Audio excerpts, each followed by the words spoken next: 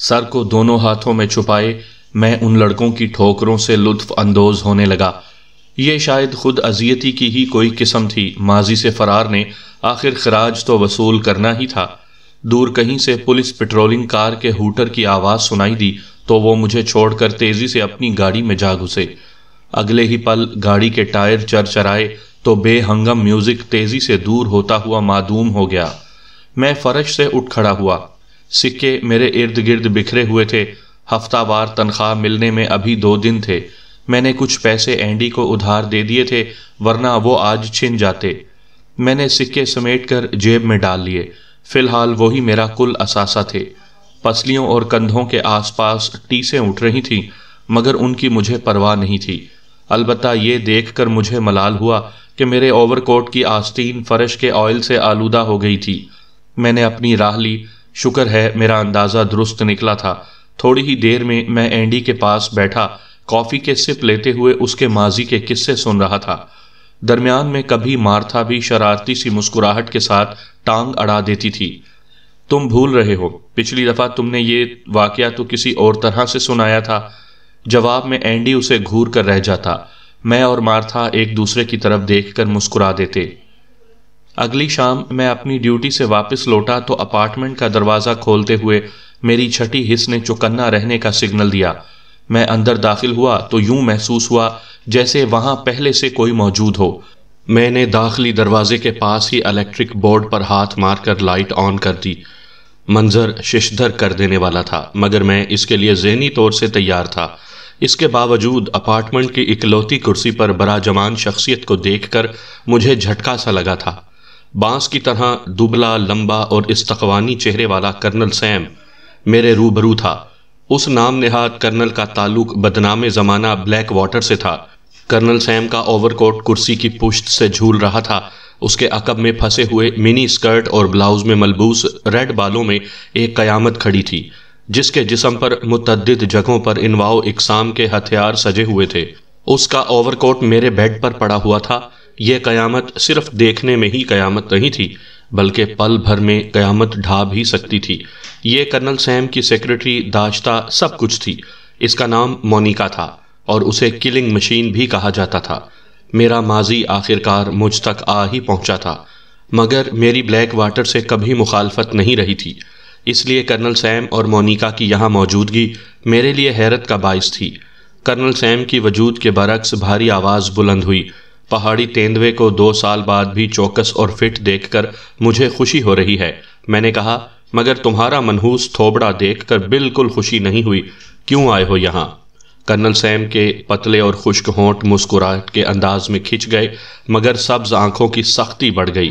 بولا مگر میں جو خاص خبر تمہارے لیے لایا ہوں مجھے کسی خبر سے سروکار نہیں ہے۔ تم یہاں سے خود دفع ہوگے یا اٹھا کر پھینکوں؟ وہ اپنی جگہ اطمینان سے بیٹھا رہا۔ میں تیزی سے اس کی طرف بڑھا۔ اس کے گریبان کی طرف بڑھتے ہاتھ درمیان میں ہی رہ گئے تھے۔ بجلی سی چمکی تھی۔ کرنل کے اوپر سے مونیکا کی لمبی ٹانگ ننگی تلوار کی طرح لہرائی تھی اور اس کی سرخ لمبی ہیل والی جوتی میرے چہرے کے سامنے تھی۔ جوتے کی ٹو میں سے نکلا باریک اور تیز دھار آلہ میری گردن کو چھو رہا تھا۔ میں اس کمبخت کو نظر انداز کر گیا تھا۔ اس کی ٹائمنگ بہت کمال تھی اور اس کی خود اعتمادی سے چمکتی آنکھیں مجھ پر جمی ہوئی تھیں۔ میں پیچھے ہٹا تو ننگی تلوار بھی واپس چلی گئی۔ کرنل سیم بولا میں تمہارے صرف 15 منٹ لوں گا۔ اگر تم ڈھب پر نہ آئے تو تمہیں مجھے باہر پھینکنے کی زحمت نہیں کرنا پڑے گی۔ میں نے دیوار گیر گھڑی پر نظر ڈالی۔ تمہارے 15 منٹ شروع ہو گئے ہیں۔ میں ساتھ ہی بیڈ پر بیٹھ گیا۔ کرنل سیم نے عبرانی زبان میں مونیکا سے مخاطب ہو کر کچھ کہا۔ مونیکا نے اسبات میں سر ہلایا اور اس کونے کی طرف بڑھ گئی جسے اس اپارٹمنٹ کا کچن ہونے کا اعزاز حاصل تھا۔ کرنل سیم نے گفتگو کا آغاز کیا۔ تمہیں ہمارے لیے کام کرنا ہوگا۔ اس کا انداز اتنا قطعی اور لہجہ اتنا جاندار تھا جیسے وہ صرف اطلاع دے رہا ہو۔ مجھے اس کے انداز نے چونکا دیا۔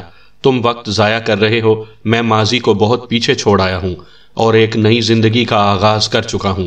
میں درخواست کروں گا کہ مجھے کانٹوں میں دوبارہ گھسیٹنے کی کوشش نہ کرو۔ یہ کہتے ہوئے میں نے کن اکھیوں سے مونیکا کا بھی جائزہ لیا تھا۔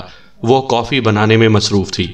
کرنل سیم نے ٹٹول کر اپنے اوور کوٹ کی جیب سے ایک پتلا سا سگار اور لائٹر نکالا تو میں نے قدرے تلخ ہو کر کہا یہاں تمباکو نوشی مت کرو، مجھے تمباکو کے دھوئیں کی عادت نہیں ہے۔ کرنل سیم نے اطمینان سے سگار سلگا کر دھواں فضا میں چھوڑا۔ عادت ڈال لو۔ میں زہر کا گھونٹ بھر کر رہ گیا۔ کرنل سیم کی سبز بے تاثر آنکھیں مجھ پر آ جمی۔ تم کیا سمجھتے ہو جان لیوا دشمنیوں کے جو سلسلے ہیں وہ یہاں منہ چھپا کر پڑے رہنے سے ختم ہو جائیں گے؟ بھارتی بوگیر کتے کی مانند تمہارے تعاقب میں ہیں۔ تمہارے لگائے زخم وہ کیسے بھول سکتے ہیں؟ میں یہاں تک آ پہنچا ہوں تو وہ بھی آ سکتے ہیں۔ میں سمجھتا ہوں شتر مرغ کی طرح ریت میں سر دبا کر تم صرف اور صرف اپنا ہی نقصان کرو گے۔ اس نے مجھ پر اندیشوں کے در روا کر دیے تھے۔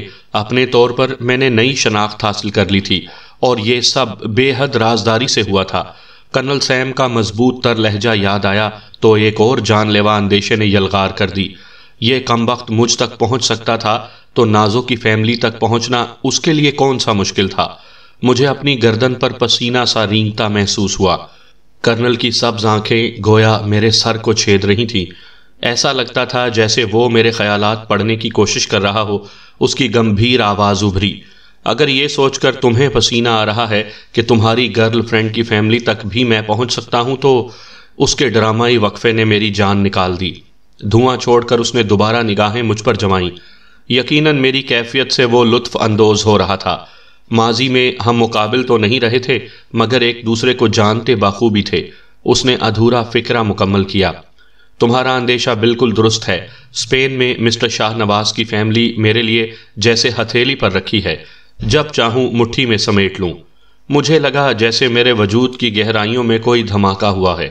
بے پناہ رازداری اور اپنی ساری پونجی لگا کر میں نے جو جنت تعمیر کی تھی وہ زلزلوں کی زد میں تھی۔ میں جہاں سے چلا تھا آج پھر وہیں کھڑا تھا۔ دل چاہا کہ سارے اندیشے بالائے طاق رکھ کر اس منحوس صورت والے کرنل پر جھپٹ پڑوں۔ میرے ارادے کا عکس شاید چہرے پر بھی چھلکا تھا۔ کرنل نے مجھے فوراً خبردار کر دیا، احتیاط سے کام لینا، میرا جو بازو تمہیں گود میں رکھا نظر آ رہا ہے وہ مصنوعی ہے، دوسرا میرا ہاتھ ہمیشہ ہتھیار پر رہتا ہے۔ اس نے ڈھیلی ڈھالی پتلون کی جیب میں موجود ہتھیار کو جنبش دی تو مجھے اس کے دعوے پر یقین کرنا ہی پڑا۔ میں نے گہرا سانس لے کر جسم کو ڈھیلا چھوڑ دیا۔ نادیدہ زنجیروں نے مجھے جکڑ لیا تھا۔ زندگی میں نے بہت کم مواقع پر خود کو بے بس محسوس کیا تھا۔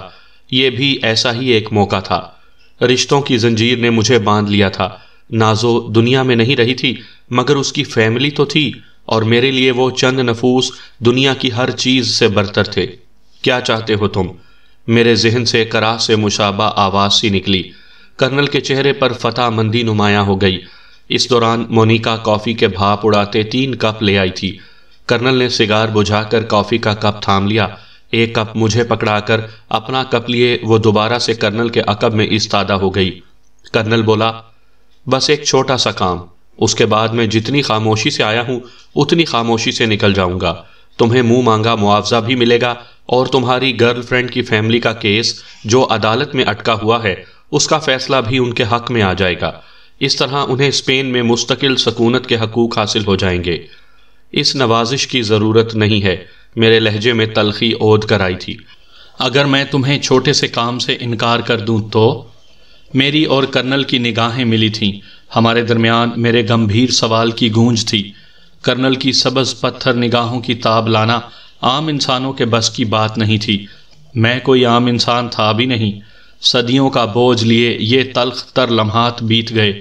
کرنل نے نگاہیں چرا کر کافی کا گھونٹ لیا اور بولا، مجھے پھر مجبوراً سودے کے لیے دوسرے فریق کو ڈھونڈنا ہوگا۔ مجھے محسوس ہوا میں نے کرنل کو بیک فٹ پر دھکیل دیا ہے۔ میرا اعتماد عود کر آیا۔ میں نے بھی کافی کی چسکی لی۔ کافی زبردست ہے، اس کے لیے شکریہ، مگر تمہیں وضاحت سے بات کرنا ہوگی۔ کرنل نے دوبارہ میری آنکھوں میں آنکھیں گاڑیں۔ موہن ٹھاکر کے بارے میں تم کتنا جانتے ہو؟ یہ قطعی غیر متوقع اور عجیب سوال تھا۔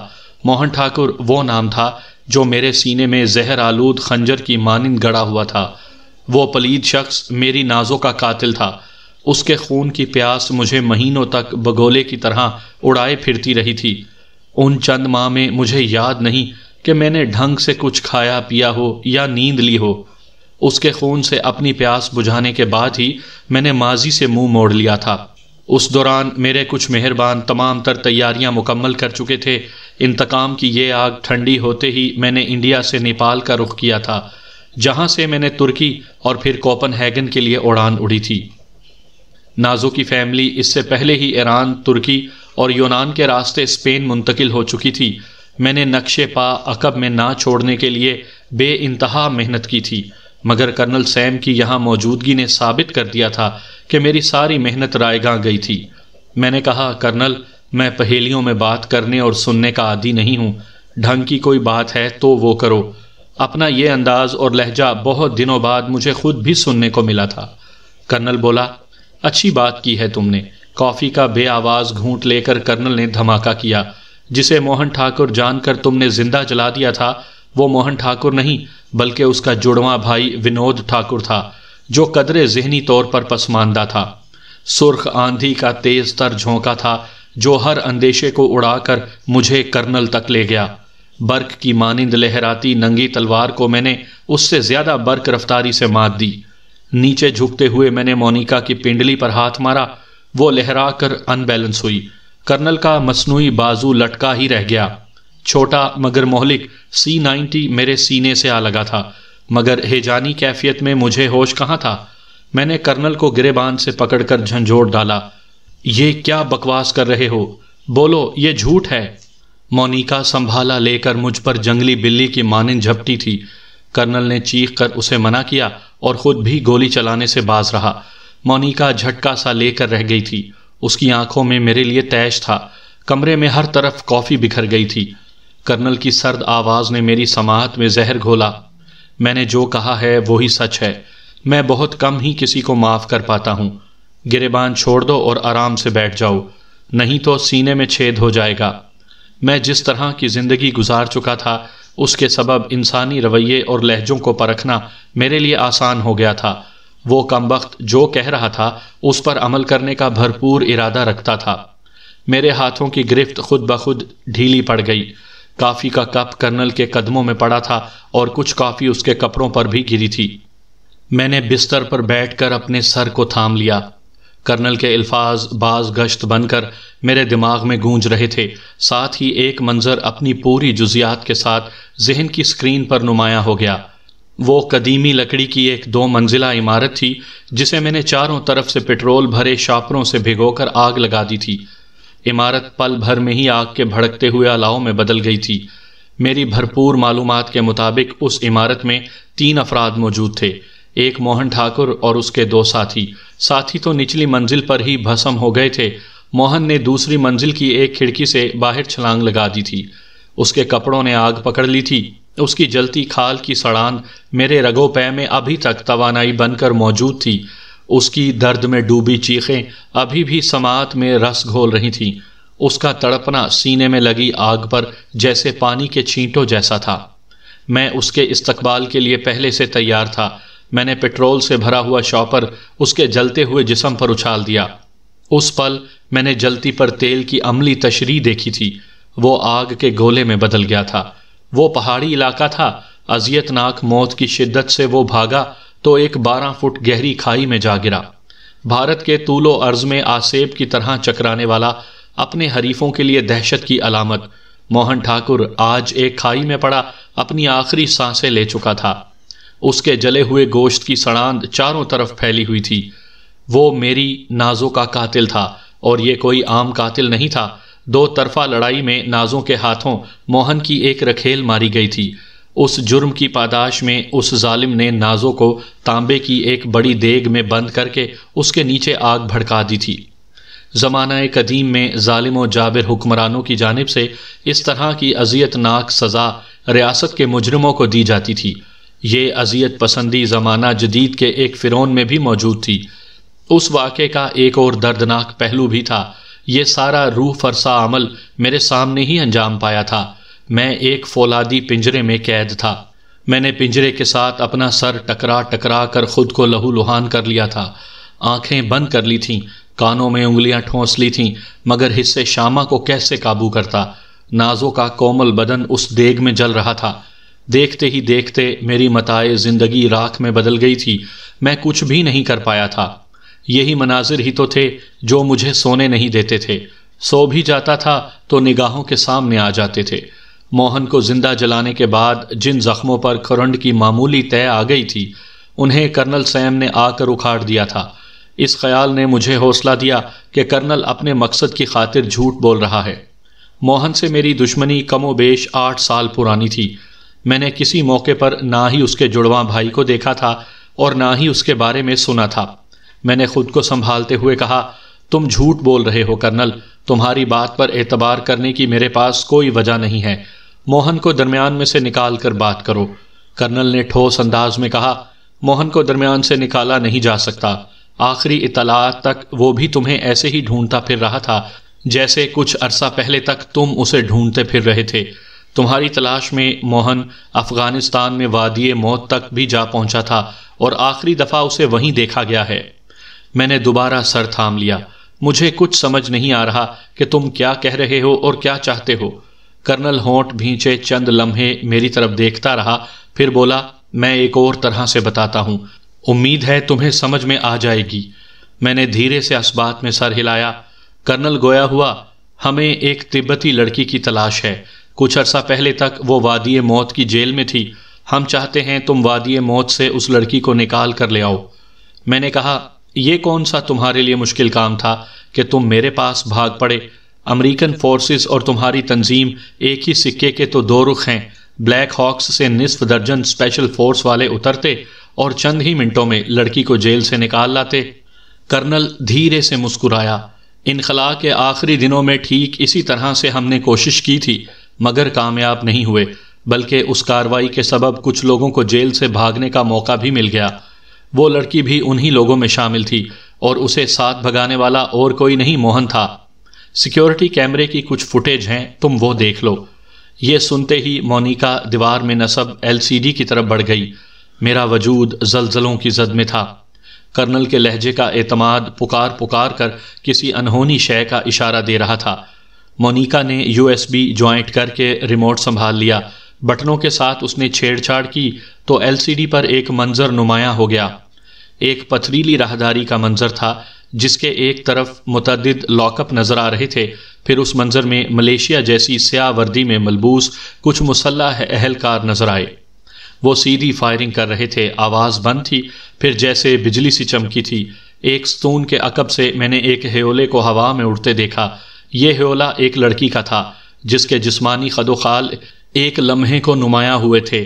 مسلح اہلکار کو نیچے گراتے ہوئے اس لڑکی نے حیرت انگیز پھرتی کا مظاہرہ کیا تھا۔ ٹریگر پر انگلی اہلکار کی تھی مگر نال کا رخ لڑکی کی مرضی کا تھا۔ گولیوں کے دھچکوں سے میں نے 2 اہلکاروں کو اچھل کر سنگی دیوار سے ٹکراتے دیکھا۔ پھر میری تمام تر حسیات جیسے آنکھوں میں سمٹ آئی تھیں۔ اس منظر میں نے اس دشمن جاں کو داخل ہوتے دیکھا۔ وہ پہلے سے قدرے دبلا ہو گیا تھا۔ اس کے ہاتھوں میں امریکن M16 کا چھوٹی نال کا اسپیشل ورژن تھا اور اعتماد ہمیشہ کی طرح دیدنی تھی۔ M16 سے نکلنے والی گولیوں کی بوچھاڑ نے چشمے زدن میں باقی ماندہ 2 اہلکاروں کی کھوپڑیاں اڑا دی تھیں۔ وہ ایسے ہی مہلک وار کرتا تھا۔ لڑکی رائفل سنبھالے تیزی سے اس کے قریب آئی۔ دونوں کے درمیان کچھ مکالمہ ہوا اور پھر منظر سے غائب ہو گئے۔ میرا دماغ سائیں سائیں کرنے لگ گیا تھا۔ کرنل کی آواز ابھری، ہم سارا سیٹ اپ کلوز کر چکے تھے، ہمیں مجبوراً اس لڑکی کے بغیر ہی افغانستان چھوڑنا پڑا۔ ہمیں تمہاری یا موہن کی دشمنی سے کچھ لینا دینا نہیں ہے، ہمیں وہ لڑکی چاہیے جو ممکنہ طور پر موہن کے ساتھ ہے۔ وادی موت تمہارے لیے ہتھیلی پر پھیلی لکیروں کی مانند ہے۔ ہماری پہلی چوائس تم ہو۔ تمہیں ڈھونڈنے کے ساتھ ساتھ ہم موہن سے بھی رابطے کی بھرپور کوشش کرتے رہے ہیں۔ موہن کو تمہاری تلاش ہے اور ہمیں اس کے پاس موجود لڑکی کی، اس سے رابطہ ہونے کی صورت میں ہم سودا کر سکتے تھے۔ موہن کو تمہاری لوکیشن بتا کر اس سے تبتی لڑکی کا، مگر موہن سے رابطہ ہونے میں نہیں آ رہا تھا۔ تم جانتے ہو وادی موت سے نکلنا کوئی آسان کام نہیں ہے۔ ہمارا اندازہ ہے وہ وہاں پھنس کر رہ گیا ہے۔ اس دوران ہم تمہیں ڈھونڈنے میں کامیاب ہو گئے۔ اب یا تو تم وادی موت سے اس لڑکی کو نکال کر لے آؤ اور اگر چاہو تو موہن سے اپنا حساب کتاب بھی دیکھ لو۔ ہم تمہاری بھرپور مدد اور اعانت کریں گے۔ دوسری صورت میں یہاں سے دفع ہو جاتا ہوں۔ موہن سے رابطے کی کوشش کرتے رہیں گے اور رابطہ ہوتے ہی سودا طے پا جائے گا۔ اپنے بھائی کے خون کی پیاس کے لیے وہ تمہارے اور تمہاری گرل فرینڈ کی فیملی کے لیے دیوانہ ہو رہا ہے۔ میں نے کہا یہ فوٹیج پرانی بھی تو ہو سکتی ہے۔ کمزور لہجے نے کرنل کو مسکرانے پر مجبور کر دیا۔ تم جانتے ہو موہن کا وادی موت میں کیا کام ہو سکتا ہے۔ میں نے اس کی بات کاٹی۔ اس فوٹیج سے تو یہ ظاہر نہیں ہو رہا کہ یہ جگہ واقعی وادی موت ہی ہے، ہالی ووڈ کا یہ کوئی سیٹ اپ بھی تو ہو سکتا ہے۔ کرنل بولا، خیال آرائی اچھی کر لیتے ہو۔ پھر اس کا انداز بدلا۔ ٹھیک ہے، تم ذرا ریت سے سر نکال کر ادھر ادھر دیکھو، تمہیں موہن اپنے آس پاس ضرور نظر آ جائے گا۔ کیا مطلب؟ کرنل نے ٹٹول کر اپنے اوور کوٹ کی جیب سے ایک موبائل فون نکال کر میری طرف اچھالا۔ اپنے طور پر موہن کو زندہ جلا دینے کے بعد اپنے دوستوں کو محفوظ تصور کرتے ہوئے تم نے ان لوگوں کی بھی پلٹ کر خبر نہیں لی؟ پشاور سے کراچی تک وہ لوگ موہن کا عطاب بھگت چکے ہیں۔ کرنل کا ٹھوس لہجہ مجھے دہلا رہا تھا۔ اگر یہ سچ تھا تو بہت کچھ تباہ و برباد ہونے والا تھا۔ کرنل کی آواز پگھلے سیسے کی مانند میرے ذہن میں گونج رہی تھی۔ تم جس سے بال کٹواتے تھے وہ باربر، تمہارے پسندیدہ چپلی کباب والے بادشاہ خان تک کو اس نے نہیں چھوڑا۔ ابھی ملاؤ نمبر، حقیقت سامنے آ جائے گی۔ میں نے بامشکل اپنی کیفیت پر قابو رکھا۔ میں معلوم کر لوں گا، اس کی ضرورت نہیں۔ میں نے موبائل واپس کرنل کی طرف بڑھایا۔ کرنل نے ہاتھ آگے نہیں بڑھایا۔ تمہیں بدگمان سمجھوں یا پھر ضرورت سے زیادہ محتاط؟ کوئی بدگمانی ہے تو دل سے نکال دو۔ محتاط ہو اور اسے کوئی چال سمجھ رہے ہو کہ میں تمہارے دوستوں تک پہنچنا چاہتا ہوں تو دیکھ لو، تمہارے 3 خاص الخاص دوستوں کے نمبر اس موبائل میں محفوظ ہیں۔ حاجی گل نواز منی گڈز والا موہن کے ہاتھوں مارا جا چکا ہے۔ اس کا نمبر اس کا چھوٹا بھائی استعمال کر رہا ہے۔ اس خبر نے مجھے جیسے ہوش و حواس سے بیگانہ کر دیا۔ میں نے تیزی سے گل نواز کا نمبر ملایا۔ واقعی اس کا نمبر موبائل میں محفوظ تھا۔ دوسری طرف گھنٹی بجنا شروع ہو گئی تھی۔ کرنل کی نظریں مجھ پر جمی ہوئی تھیں۔ گھنٹی کی آواز کے ساتھ ہی دل کی دھڑکن بڑھتی جا رہی تھی۔ کئی گھنٹیوں کے بعد کال ریسیو ہو گئی۔ گل نواز کے چھوٹے بھائی شبیر کی آواز سنائی دی۔ ہیلو۔ باہر کا نمبر ہونے کے سبب انداز محتاط سا تھا۔ میں نے کہا، گل نواز کو فون دو شبیر۔ ساتھ ہی میں نے کرنل پر نظر ڈالی۔ وہ بڑے اعتماد سے ٹانگ پر ٹانگ چڑھائے میری طرف دیکھ رہا تھا۔ میری آواز پہچانتے ہی دوسری طرف سے ایک لمحے کے لیے سکوت طاری ہو گیا۔ اگلے ہی لمحے ایک دلدوز ہچکی کے ساتھ شبیر نے رونا شروع کر دیا۔ میرا دل ڈوب سا گیا۔ شبیر نے روتے روتے کہا، بھائیا، ہم میں نہیں رہا علی بھائی۔ اس مردود نے بھائیا کو گاڑی میں بند کر کے زندہ جلا دیا۔ کرب کی شدت سے میری آنکھیں بند ہو گئیں۔ کرنل کا کہا ایک ایک لفظ درست ثابت ہو رہا تھا۔ شبیر کی آنسوؤں میں بھیگی آواز ابھری، آپ کہاں چلے گئے ہیں بھائی؟ وہ موہن نامی پلید درندہ آپ کے لیے دیوانہ ہو رہا تھا۔ اس نے یہاں پشاور میں قہر برپا کر دیا تھا۔ میں نے اسے کہا، حوصلہ رکھ بچے، میں آ رہا ہوں۔ ساتھ ہی میں نے رابطہ منقطع کر دیا۔ سامعین کرام، آپ سن رہے ہیں اردو کہانی وادی مرگ۔ یہ اس سلسلے کی قسط نمبر 2 ہے۔ مجھے امید ہے آپ کو میری یہ کاوش پسند آ رہی ہوگی۔ آپ نے اگر میرا چینل مائی وائس سبسکرائب نہیں کیا تو ابھی میرے چینل کو سبسکرائب کر کے بیل نوٹیفیکیشن آن کر لیجئے تاکہ آنے والی ہر نئی کہانی کی اطلاع بر وقت آپ تک پہنچ سکے۔ میرے وجود کی گہرائیوں میں دھماکہ سا ہوا۔ میں نے خود پر جو خول چڑھا رکھا تھا وہ پل بھر میں تہس نہس ہو گیا۔ میں سمجھ رہا تھا موہن کی ہلاکت کے ساتھ ہی دشمنی کا ایک ایسا باب بند ہو گیا جو میرے پیاروں کے لیے لٹکتی تلوار کی مانند تھا، مگر یہ محض میری خام خیالی تھی۔ میں نے واقعی شتر مرغ کی طرح ریت میں سر دبا کر سمجھا تھا سب اچھا ہے، مگر سب اچھا نہیں تھا۔ میرے ہاتھوں مارا جانے والا موہن کا جڑواں بھائی ہی تھا۔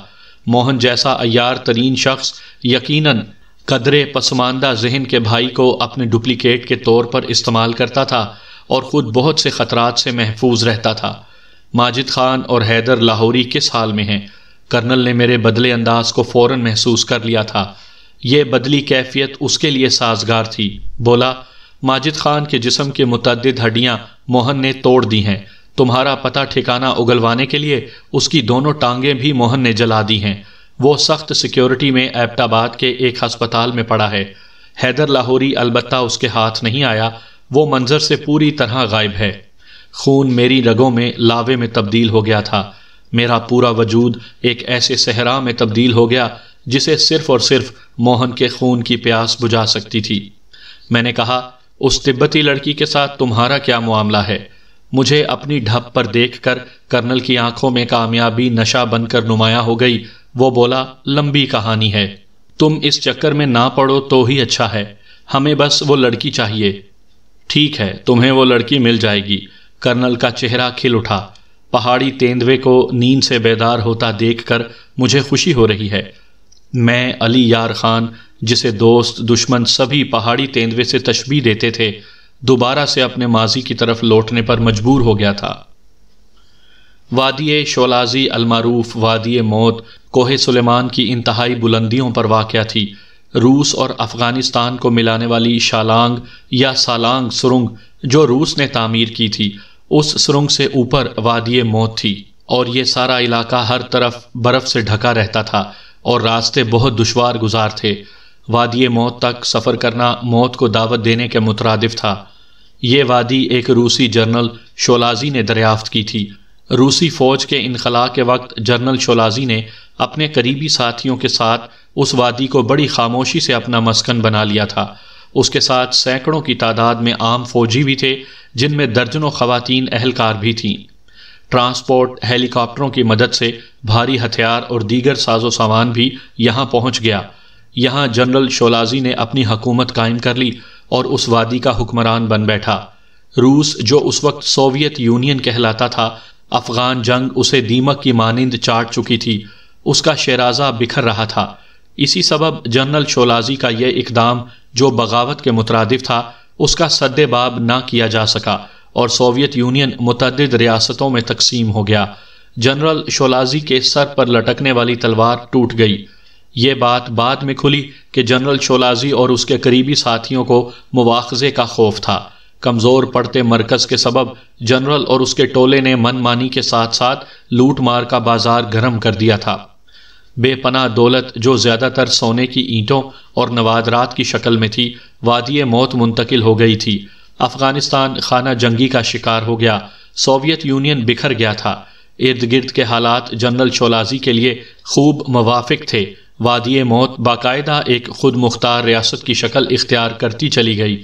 اس کے علاوہ یہ وادی جرائم پیشہ افراد کے لیے بھی جنت بن گئی۔ بھاری معاوضے پر انہیں اس جنت میں پناہ دی جاتی تھی۔ جنرل شولازی وقت کو دور تک بھانپ لینے کی صلاحیت رکھتا تھا، اس لیے وہ کسی ایسے فرد یا گروہ کو وادی میں داخلے کی اجازت نہیں دیتا تھا جو کسی بھی ملک کے غدار یا مجرم ہوں۔ جنرل جانتا تھا ایسے افراد کے پیچھے ایک پوری حکومت وادی موت کا رخ کر سکتی ہے، اور کسی بھی ملک، خاص طور پر طاقتور ملک سے دشمنی مول لینا جنرل شولازی افورڈ نہیں کر سکتا تھا۔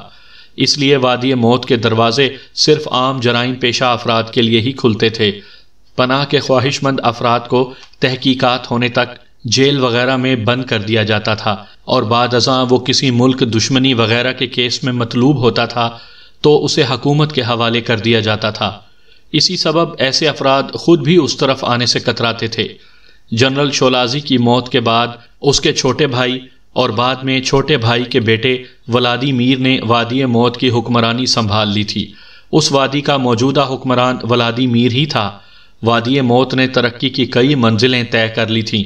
یہاں زیادہ تر روسی النسل لوگ ہی آباد تھے، جن کے آباء و اجداد نے اس وادی کو آباد کیا تھا۔ حکمران ٹولے میں بھی زیادہ تر انہی لوگوں کی نسلیں تھیں۔